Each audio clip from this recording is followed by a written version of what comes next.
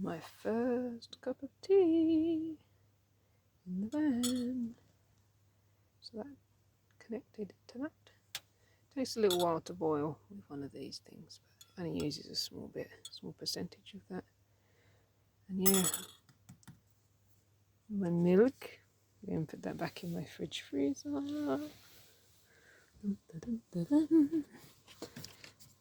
Try not to drop it.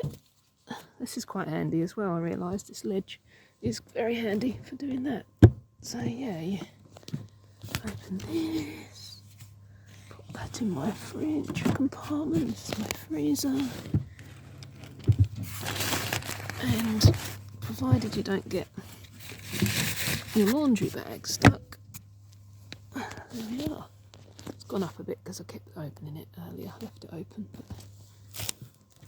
it's brilliant, and it's got what they call intelligence control. What that basically means is, even though it's hooked in to a leisure battery from the solar on the roof, if the battery starts to die, it turns off.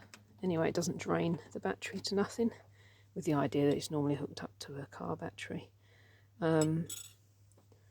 So yeah, it will make sure it doesn't drain the leisure battery, but I can always charge that back up. With this, I've got battery charger, so that's no biggie even if that does happen. But it's a compressor fridge freezer, so what that means is it will bring it to temperature that's needed and then shut off, and then only turn back on when it gets to too high a temperature above what it should be. So it will just come on and off, and you can't hardly hear it. It's on now. You can hear nothing. So yeah, it's brilliant.